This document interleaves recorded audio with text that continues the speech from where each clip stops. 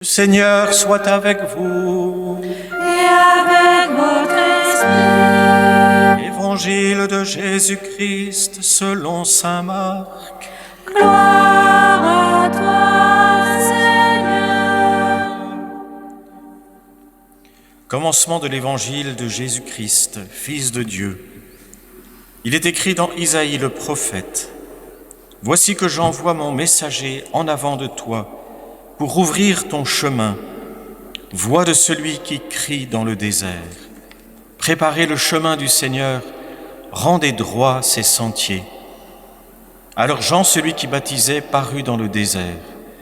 Il proclamait un baptême de conversion pour le pardon des péchés. Toute la Judée, tous les habitants de Jérusalem se rendaient auprès de lui, et ils étaient baptisés par lui dans le Jourdain, en reconnaissant publiquement leurs péchés. Jean était vêtu de poils de chameau, avec une ceinture de cuir autour des reins. Il se nourrissait de sauterelles et de miel sauvage.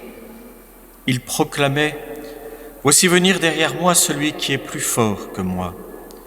Je ne suis pas digne de m'abaisser pour défaire la courroie de ses sandales. Moi je vous ai baptisé avec de l'eau, lui vous baptisera dans l'Esprit Saint. » Acclamons la parole de Dieu. Louange à toi, Seigneur Jésus.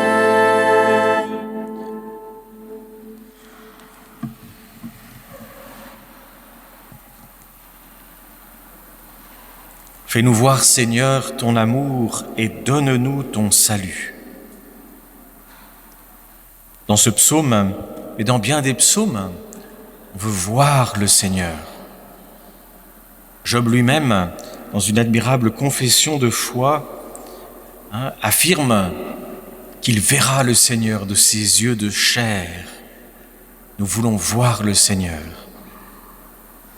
C'est aussi une question que des Grecs poseront à Philippe, l'un des disciples, juste avant l'entrée dans la Semaine Sainte. Nous voulons voir Jésus. Nous voulons voir notre Dieu. Et si le Seigneur a mis dans nos cœurs ce désir de le voir, lui, l'invisible par nature, lui le tout autre par nature, c'est parce que Dieu, dans son amour infini, avait prévu ce mystère de l'incarnation. Ce mystère de l'incarnation qui est quelque chose de bouleversant. Et il est important pour nous, justement, de nous préparer à ces fêtes de Noël en nous laissant émerveiller par ce mystère de l'incarnation. Nous voulons voir notre Dieu. Dieu se rend proche. Et il est bon pour nous d'avoir ce temps de préparation. Parce que la vie va beaucoup trop vite. Noël, bien souvent, comme je vous le disais au début, pour nos contemporains, pour bien des gens qui n'ont pas la foi, qui ont perdu le sens de ces fêtes, Noël s'arrête le 25 décembre, après la fête. Alors que tout commence pour nous, dans la nuit de Noël, avec la messe de minuit, avec la messe du jour, tout commence. On vient voir notre Seigneur. On vient le recevoir. C'est tellement important pour nous, ce temps de préparation, ou à l'inverse du mouvement spontané de préparation des fêtes, quelque part on est appelé à ralentir. Tout au mois de décembre s'agite. D'abord c'est la fin de l'année. Ensuite, justement, on prépare ces moments de famille, avec raison, avec soin, avec amour. Mais il est important dans notre foi, dans le même temps, de ralentir. Et c'est le rôle de la liturgie. Finalement, de prendre ce temps, dimanche après dimanche, c'est ralentir. C'est une invitation aussi dans nos maisons, c'est le sens de la couronne de l'Avent, dans les maisons, c'est de prendre ce moment de recul, de ralentir.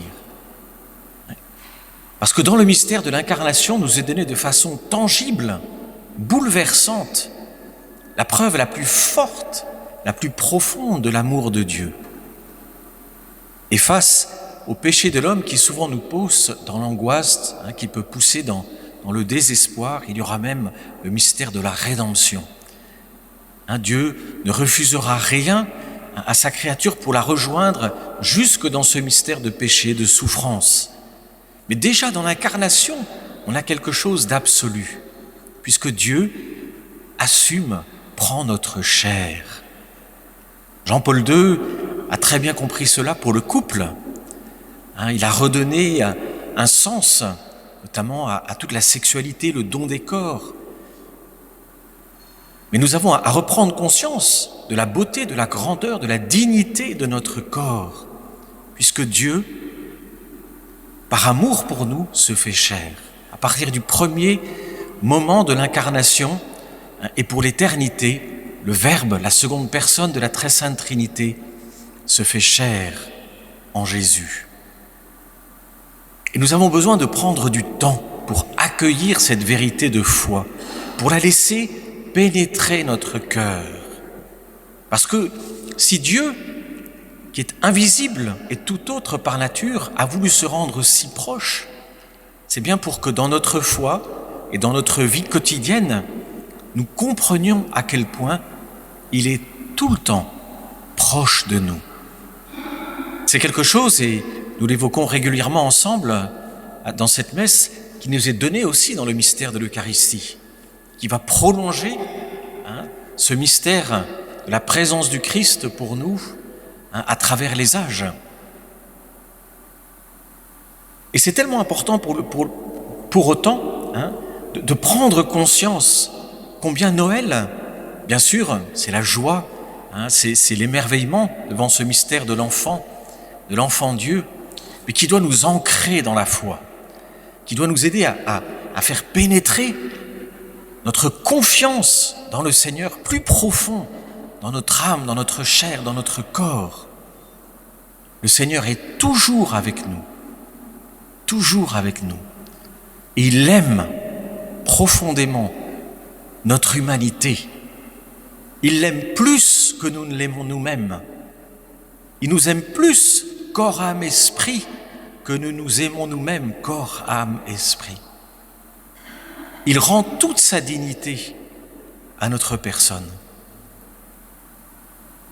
Aussi une façon pour nous d'écouter cette prédication du baptiste qui nous est donnée à chaque deuxième dimanche de l'Avent, Jean-Baptiste qui proclame, qui accomplit la proclamation annoncée par le prophète Isaïe que nous avons eue dans la première lecture. Préparez le chemin du Seigneur, rendez droit ses sentiers.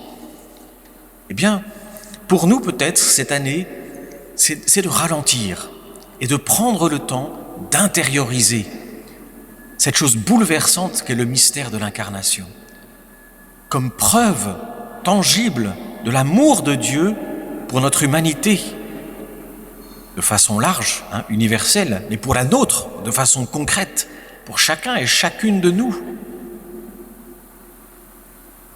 Arriver à prendre conscience, par conséquent, s'il nous aime tant, combien il est toujours avec nous, pour augmenter notre foi, pour augmenter notre confiance en lui à travers les épreuves que nous pouvons traverser, pour rendre témoignage auprès des personnes que nous pouvons rencontrer.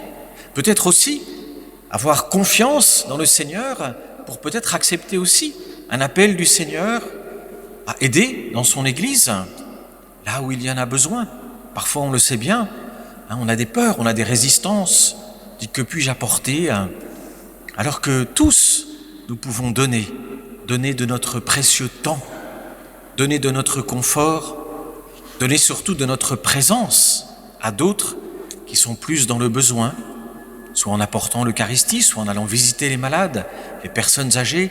Il y a tant à faire pour nous-mêmes, rendre présent le Seigneur autour de nous, rendre présent le Seigneur par notre propre présence physique. Car si le corps du Christ est si important pour nous, nous le recevons, corps, âme, esprit, divinité, dans l'Eucharistie, et il vient habiter notre cœur.